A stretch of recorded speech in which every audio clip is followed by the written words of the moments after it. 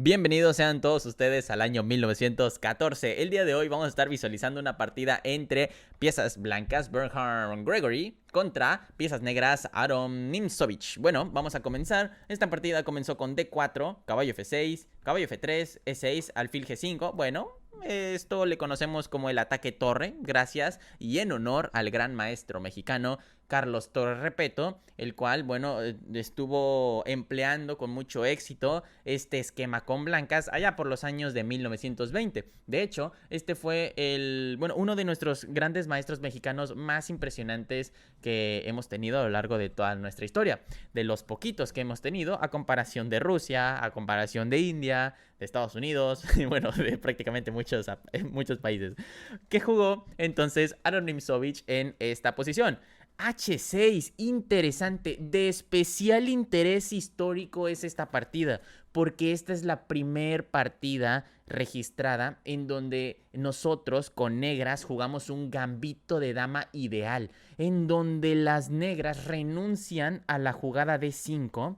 Bueno, obviamente esta jugada de D5 hace referencia a la ocupación de peones o a la ocupación de centro con los peones. Entonces, bueno, H6 es lo que se realiza y lo volvemos a repetir. Gambito de dama ideal en donde las negras renuncian al control central y empiezan a maniobrar por la periferia. Y bueno, de hecho lo que comentaban aquí los grandes maestros clásicos era que tras D4 o se tenía que jugar D5 en la primera jugada o bien se debía de jugar D5 en la tercera jugada. Si no se jugaba en la primera o en la tercera, entonces ya iban mal. Fue precisamente lo que Aron Nimzovich cambió. ¿Por qué? Porque recuerden que Aron Nimzovich es el padre del ajedrez hipermoderno junto con otros ajedrecistas como por ejemplo Richard Reti y bueno, como por ejemplo Breyer, muchos ajedrecistas innovadores en ese aspecto. Entonces, como estamos innovando en el ajedrez, bueno, precisamente Aron Nimzovich lo que dijo fue, bueno, ¿y si no controlamos el centro? ¿Y si mejor atacamos por la periferia? ¿Y si controlamos el centro desde lejos? Fue lo que se empezó a plantear Nimzovich. Y fue precisamente el origen del ajedrez hipermoderno. Entonces H6 fue lo que se jugó. Alfil por F6, dama por F6, E4, G6. Lo volvemos a repetir. ¿Y ese centro? ¿Por qué no algo como D5? Bueno, precisamente porque no es necesario. Esto sigue las normas del ajedrez clásico. Ahorita estamos en otro nivel. Algo como G5 hubiese estado bueno. O incluso algo como D6 también hubiese estado razonable. Algo como D5 hubiese estado también muy bueno. Simplemente hubiese seguido con algo como caballo B D2. Algo como alfil D7. Caballo E5. Ocupando una casilla muy potente. Aquí prácticamente C5 es forzado para... Hay como que intentar desnivelar el centro de las blancas. Pero no hay necesidad de llegar a esas posiciones tan complejas. Simplemente con G6 para alfil G7, enroque corto y la posición de las negras está bien. Bueno, fue precisamente de hecho lo que se jugó en la partida. Tras caballo C3, alfil, bueno, dama E7 primero, evitando un E5 y ganancia de tiempo, por supuesto. Alfil C4, alfil G7, enroque corto, D6, dama D3 y enroque corto. Hasta aquí todo estable. Vemos que las negras se encuentran con un centro un poquito retraído, pero ese centro en realidad se puede... Bueno, no hay necesidad de notarlo como algo malo. Se pueden jugar algo como A6, algo como B6, algo como C5 y ya con eso desnivelamos el centro de las blancas. Si bien es cierto que tienen un muy buen centro, es muy frágil porque no lo pueden mover. Necesitan de las negras para que se defina. Entonces, bueno, precisamente por eso torre a E1, A6 con intención de jugar B5, alfil B7 y el alfil ya está corriendo por toda la gran diagonal. Eso por un lado. Y dos, se está preparando también un C5, como lo dije. Pero la idea principal es jugar B5. ¿Cómo frenan la jugada B5?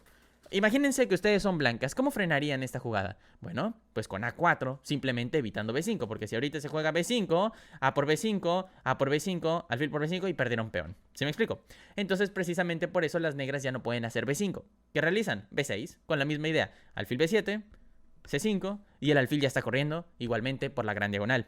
Caballo 2 y C5. Un motivo estratégico del que los jugadores hipermodernos harían bastante bien en tomar nota. Lo que está ocurriendo aquí es que la falta de centro de las negras se están compensando con una continuidad de ataque de masa de peones, lo cual es un concepto que Aron Nimzovich tardó horas, días e incluso meses en desarrollar. lo cual evidentemente es bastante bueno para nosotros porque prácticamente no nos están dando la papa, nos la están picando, nos la están asando, nos la están sazonando, nos la están cortando y ya nos la están dando servida. Simplemente hay que leerlo y simplemente hay que comprenderlo en una partida clásica.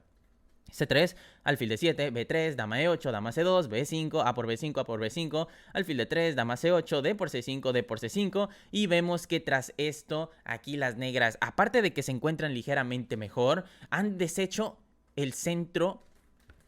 Van a pensar que es curioso, pero han deshecho el centro central. Y la realidad es que lo hicieron un centro periférico con esas capturas. Es decir, trasladaron el centro del centro a la periferia. O sea, es algo totalmente... Es mind-blowing, ¿saben? O sea, es algo bastante impresionante la cantidad de estrategia que Aaron Nimzowitsch tuvo que desarrollar para poder conseguir este tipo de posiciones en una partida que ni siquiera sabía que iba a jugar. ¿Sí me explico? Bueno, entonces E5, caballo C6. Y bueno, aquí caballo C6 tiene una ligera... un ligero punto que evita que el alfil de D7 siga protegiendo el peón de B5. Y bueno, en teoría se puede capturar. Solo en teoría, porque de hecho es una celada. ¿Qué pasa? Que aquí juegan alfil por B5, es decir que Gregory cae en la trampa. ¿Por qué es una trampa? Porque caballo por E5 y se está amenazando a la descubierta.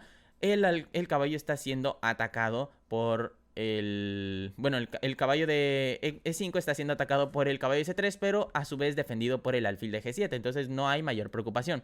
Caballo por E5, alfil por B5, y vemos que existe una doble clavada sobre el tablero.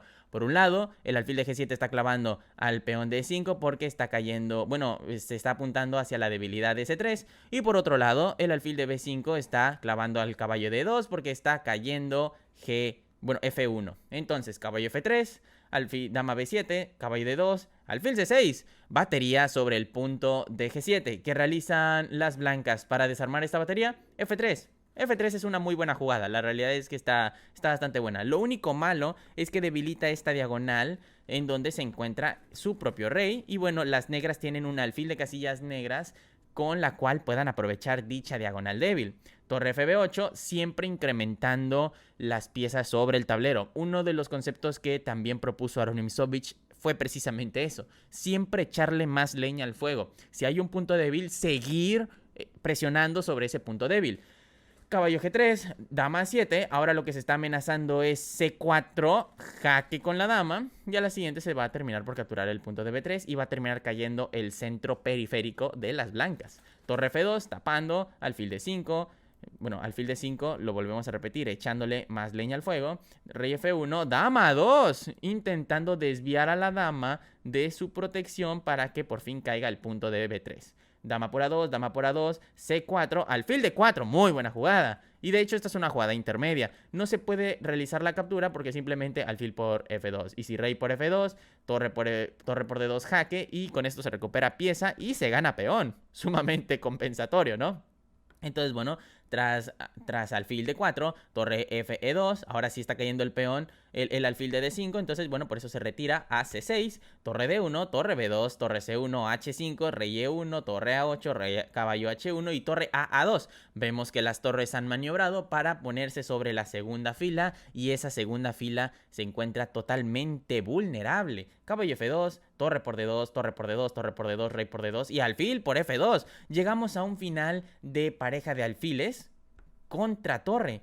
¿Quién gana en esta posición? Bueno, la realidad es que en la mayoría de los casos la pareja de alfiles, por supuesto, porque tiene mayor desarrollo y dinamismo que una simple torre. Pero el concepto es que solamente van a ganar si lo saben aprovechar, materializar y sobre todo diversificar su estructura de peones. Precisamente por eso tras torre B1, rey F8, el rey se comienza a activar. B4, C por B4 le conviene a las blancas porque se simplifica la posición y se pueden centrar sobre un solo sector de tablero, que en este caso es el flanco de rey, en donde, por cierto, dicho sea de paso, tienen mayoría de peones. Torre por B4, rey E7, lo volvemos a comentar centralizándose. Torre B8, alfil D4, torre C8, alfil D7 porque estaba cayendo el alfil de C6. Torre A8, E5, progresando y generando un puesto de avanzada para que este alfil ya no vaya a caer nunca. Rey C2, alfil C6, torre C8, alfil A4 jaque, rey D3, alfil D7, torre C7, rey D6 desclavándose, torre B7, rey G1, atacando la debilidad de H2, entonces H3, y de hecho esta jugada me parece bastante impresionante, precisamente porque la idea no es tanto atacar en H2, sino que hacer H3 y generar esta estructura tan débil que nosotros hoy en día le conocemos como triángulo de Fisher. Ahora, la idea de Aron Nimzowitsch va a ser simplemente conducir su rey a este punto de G3 y ya con eso paralizamos estos 3 peones y básicamente son 4 peones contra 0 porque estarían paralizados. En cuanto caiga el punto de G2, por mera gravedad van a caer los puntos de H3 y de F3 respectivamente. Entonces ya las negras tienen un plan bastante asegurado. H4 simplemente para, y de hecho esta es una muy buena jugada, simplemente para evitar un G3 y ya con eso paralizan el flanco. Torre B8, claro, paralizan el flanco porque para que el rey llegue a G3 pues va a tardar un ratito, ¿sí me explico? Entonces lo están paralizando prematura y temporalmente con H4. Entonces, bueno, torre B8, alfil E6, torre A8, alfil B6, torre H8, alfil F2 para que no caiga dicho peón, torre A8, alfil F5 jaque, rey E2, alfil B6, este es un final largo, torre H8, G5, torre G8 y como está cayendo el peón de G5, pues no hay de otra más que F6. Recuerden que si ahorita se juega algo como torre F8, simplemente rey E7 y ambas debilidades se están cubriendo. Torre B8, alfil D4, torre B5, alfil G6, torre A5, alfil F5, torre A6, alfil C8, torre C6, alfil D7, torre A6, alfil C5, rey D3, alfil F5, jaque rey E2, C4, torre C6, alfil D4, torre A6, alfil D6, torre A4, E3 y aquí vemos que este peón se está avanzando de una manera muy impresionante y bueno, hay que mantenerle un ojo. ¿Por qué? Porque ahora el rey de E2 está encapsulado y está esclavado a este peón de E3, es decir que no se va a poder mover porque siempre que se mueva, siempre que realice un movimiento de rey, corre el riesgo de que este peón vaya a seguir avanzando y se termine por coronar. Rey de 3, alfil C5, torre A6, alfil por C4 y ante este momento las blancas terminaron por abandonar la partida. ¿Por qué? Bueno, la idea es que alfil por C4 tiene la idea tan sencilla de que si rey por C4, lo volvemos a decir, este rey estaba siendo encapsulado porque la defensa del peón. Entonces E2. Y si juega algo como torre A1, simplemente alfil F2. Rey D3, E1 igual a dama, torre por E1, alfil por E1. Y vemos que el negro va a terminar por conseguir su objetivo de poner una pieza sobre el punto de G3. Y si se pone una pieza sobre el punto de G3, en este caso el alfil, se van a paralizar estos 3 peones. Entonces sería 3 contra 0. Y ya con eso es ventaja más que suficiente para ganar. Precisamente por eso aquí Aron Nimzowitsch terminó por ganar la partida de una manera muy impresionante, con una técnica bastante magistral y prácticamente incluso lidiando con los apuros de tiempo que se produjeron entre partida. Muy bien, muchas gracias por visualizar este video. Cuídense mucho, bye bye.